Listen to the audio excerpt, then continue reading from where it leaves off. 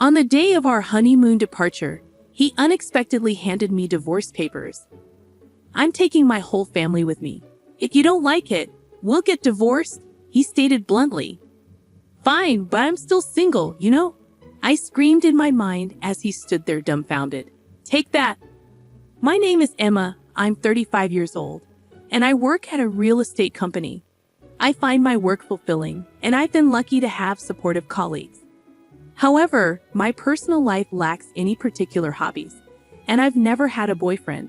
Secretly, I felt anxious. My friends were all getting married, one after another, reaching their peak at 30. There were only a few of us who were still single. My juniors also left the company one after another, and each time it felt like a stab in the chest. That's when I met Brian through a friend's introduction. He was 2 years younger and had a smile that tickled my maternal instincts. He spoke few words but always listened to my opinions when making decisions. He always prioritized my thoughts. Never having any experience with men before, I quickly fell for Brian's personality. Our relationship developed smoothly. When I mentioned marriage, he responded, "Then let's get married." When it came to marriage, a dozen decisions had to be made: the wedding ceremony, honeymoon, and a new home to live together. It was a once-in-a-lifetime major event, so I wanted to make decisions together.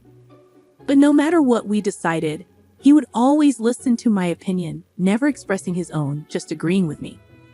Brian's personality felt a bit unreliable, and I started to feel dissatisfied with him. There was another thing that troubled me: my relationship with my mother-in-law. She was completely different from Brian's easygoing nature. She didn't listen to my opinions and immediately imposed her own ideas. "Emma, when you get married, of course, you'll quit your job and focus on taking care of the house, right?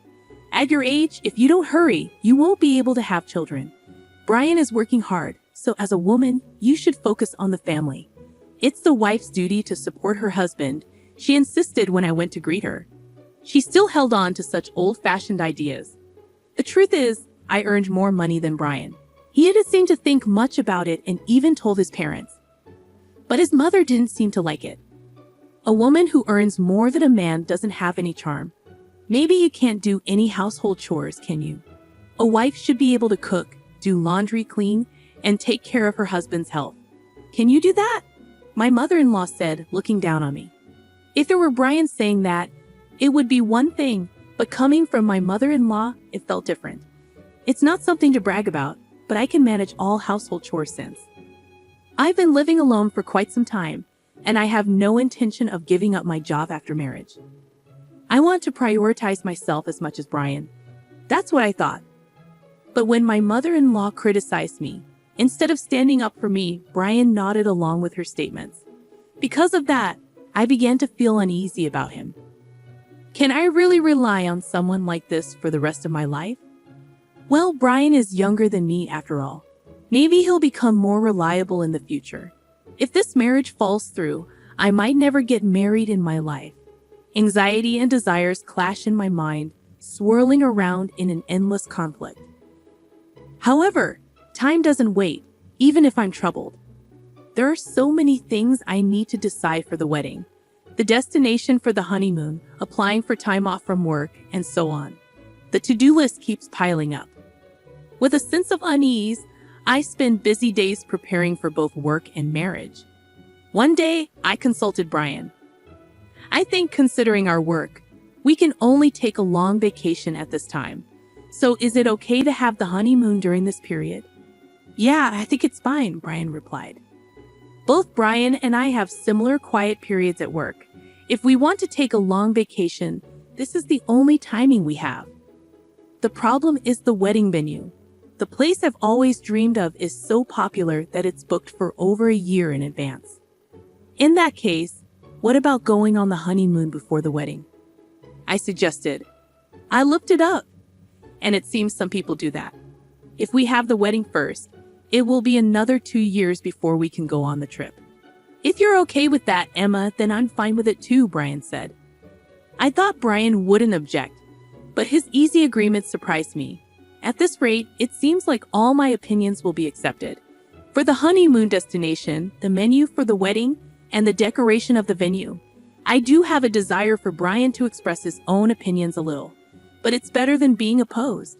So whenever I found a moment, I continued to make progress with the preparations for both the honeymoon and the wedding. In the end, we settled on Europe as our honeymoon destination. I debated until the last minute between Hawaii and Europe. Hawaii is nearby, and I figured there would be another opportunity to go there, so I opted for a tour around Italy and France, relishing the picturesque streets and delectable cuisine. I also looked forward to exploring stylish accessories and perhaps purchasing some commemorative tableware, marking the start of our new life together. After considering various schedules and destinations, I completed the application about a month before the tour. By then, I was completely excited. After all, it was my first overseas trip. It was impossible not to feel thrilled. My mind brimmed with everything related to Europe, from buying the necessary items for the trip to planning our activities at the destination. Because of that, any dissatisfaction I had with Brian had completely disappeared. As the honeymoon approached, with just 1 week remaining, Brian suddenly initiated a conversation. "Emma, I have a favor to ask," he said. It was unusual for Brian to ask for something, so I wondered what it could be. Could it be about the trip? Did he find a place he wanted to visit? Filled with anticipation, I asked, "What is it? What's wrong?" He innocently made the request, "I want to go to see Taylor when we're in Paris. Mom really wants to go there." My mother-in-law, wait a minute, what did he mean? I couldn't keep up with this sudden situation, but Brian replied as if it were obvious. Since everyone is going, we'll all be together even during the trip, right?" "What do you mean by everyone?" "It's a honeymoon, so it's obvious that it's just you and me going," I countered. "But my mom thinks it's normal for the whole family to go," Brian explained. First of all, I began, my mind racing with conflicting thoughts. I realized the gravity of the situation. "I only made reservations for 2 people, you and me, Brian," I clarified. "The tour deadline was 7 days ago, so today is the last day to register. Regardless of whether we go together or not, I only booked for 2 people, so there's no way we can go." "If you ask the travel agency, they can figure something out," Brian suggested. As I stood dumbfounded by his statement, the intercom in the house rang. On the screen, I saw the figure of my in-laws. Without caring about my surprise, they entered the house, carrying a large number of bags.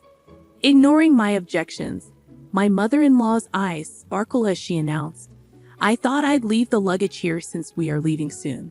I'm so excited." Then Brian said, "Just leave the luggage here," and started leading my in-laws into the room without my consent. "Wait a minute," I tried to stop him in a hurry, but my mother-in-law stared at me sharply. "Oh, what is it, Emma? I hope you're not suddenly saying I don't want to go together now." I didn't agree to go together in the first place, I immediately retorted. But my mother-in-law paid no attention, saying, "You heard it?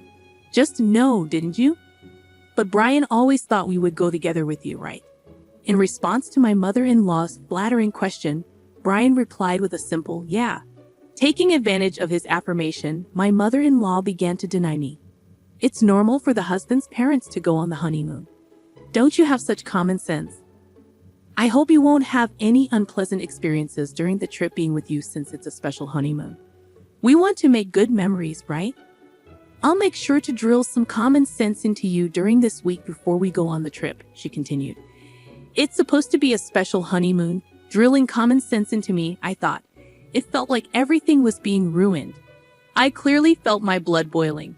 "Mother-in-law, this is a honeymoon, you know. Normally, it's supposed to be just the husband and wife going, right?" I stood my ground, realizing that if I continued to listen to my mother-in-law's side, it would jeopardize the future I desired. I was determined to avoid that at all costs. However, my mother-in-law stubbornly refused to compromise.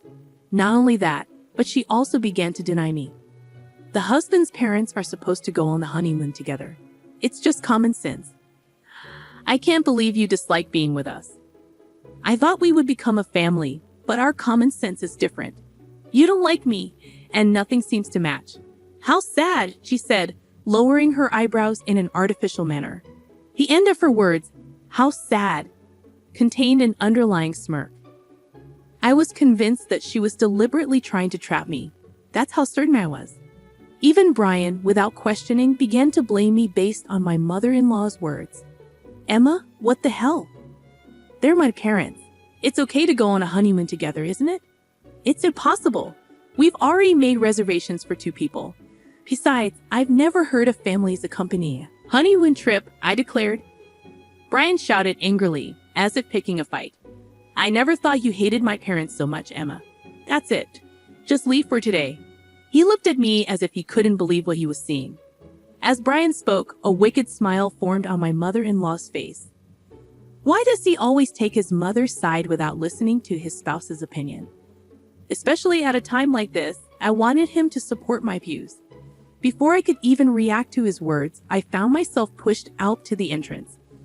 Just before the door closed, I caught a glimpse of my mother-in-law's smug expression.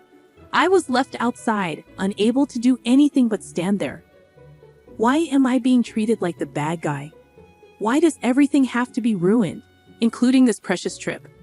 Frustration and sadness overwhelmed me, and tears began to flow. A few hours later, I received a message from Brian. I want you to see if it's still possible for them to join the tour. If not, we'll cancel this trip and apply for a tour where all 4 of us can go. Please think rationally. If you reconsider, we can figure it out properly. I didn't think I was in the wrong, so I had no reason to apologize or respond. Brian must have been angry too because there was no contact after that message. Time passed, and the day of our honeymoon departure finally arrived. I couldn't imagine enjoying it in my current state, but we had been preparing for this honeymoon for a month. I couldn't refuse. As I prepared to leave the house with a heavy heart, the intercom rang. Brian had come to pick me up. We hadn't seen each other since that incident, so I didn't know what kind of face to put on. The fact that he came to pick me up meant that he still intended to go on the trip. But he didn't have a single suitcase with him. Instead, he handed me divorce papers. After hurting my parents, you still intended to go on this trip, didn't you? I'm taking my entire family on this honeymoon. If you don't like it, let's get a divorce. My mom said it would be better that way, he said, thrusting the divorce papers in front of me. In that moment, I finally realized what kind of person he was. I thought he would listen to my opinions and prioritize me, that he was kind, but that wasn't the case. This man was just someone without his own opinions, and he prioritized his family over me. That's Brian. As I came to that realization, I felt my feelings for him cooling down. Even if I were to marry him, I couldn't see myself overcoming the many challenges that awaited us in the future and becoming a family with that mother-in-law. It was an impossible scenario. Determined, I pointed at the divorce papers in front of me and said, "Sure, but I'm still single, you know, huh?" Brian exclaimed, clearly surprised by my words. Single? What do you mean? Weren't you listening? We talked about going on the honeymoon but delaying the registration until the day of the ceremony.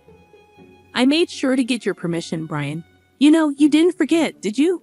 The marriage certificate is still in the drawer, and you even said, if you are fine with it, Emma, then I'm fine too. That's right. Divorce or not, we're not even married yet. There's no problem with going on the honeymoon with my maiden name. Perhaps you remembered my words, I said as Brian's expression suddenly changed, but immediately he turned red and raised his voice in frustration. Are you out of your mind to give up on marriage just because of a honeymoon? Get a grip, Brian exclaimed, matching my intensity with his own strong voice. This is the result of me being rational. I've been so desperate to get married that I couldn't see reality clearly. I don't think I can be happy marrying someone who doesn't listen to the opinions of their future spouse and doesn't support them. I'd rather stay single for life. Thanks for making me think that way. Haste makes waste. I keenly felt that this saying was true. Hey, Emma, let's calm down and start over from scratch. Okay, he pleaded. He looked like he was about to cry, his voice trembling. But I wouldn't be fooled anymore. I would break free from this guy. Without realizing it, I found myself shouting loudly at Brian. If you're so desperate for a family trip, why don't you go with your family of 3? But in return, you'll have to plan everything from the tour reservations to the itinerary all by yourself. After always relying on others, it's about time you experience the difficulty yourself. If you think you can handle it, go ahead, you indecisive man. I pulled out the marriage certificate from the drawer and tore it to shreds in front of Brian. In response to the sudden turn of events, his mouth was left hanging open. Overwhelmed by my determination, Brian was completely taken aback. Well, do you understand how serious? Now I refuse to have a future that's pitch black. It's over between you and me. Why don't you hurry back to your beloved mommy and cry to her, you mama's boy? Leaving a dumbfounded Brian behind, I slammed the front door shut. Given his demeanor, he might actually go cry to his mother. I could easily imagine him doing that. Afterward, I contacted the tour company to cancel our reservations. Since it was a same-day cancellation, we were charged 100% of the cancellation fee. I billed Brian for the entire fee since he was the one who ruined our honeymoon. It was the natural outcome. Later, Brian blamed me for the failed marriage and spread rumors about it to those around us. However, it seemed that no one sympathized with him among our relatives and coworkers. Instead, he started to be seen as an unconventional mama's boy due to his past actions and was disliked by many. When I told my parents about the divorce, they were initially surprised, but quickly accepted it. Marriage isn't the only source of happiness. As long as you're happy, Emma, that's what matters, my mother said, and I couldn't be more grateful for her words. As a side note, since then my hobby has become traveling. I felt it would be a waste to let long vacations go to waste, so I embarked on my first solo trip. Going overseas was a bit difficult, but I enjoyed a relaxing time in historic cities I had always wanted to visit. Wow, being alone is actually quite enjoyable, I thought. Thanks to the historical adventure trip, I've started to fully enjoy solo traveling. Whenever I have time off on my next break, I'm planning to embark on my next overseas trip. I've begun a life where I won't let myself be controlled by marriage alone.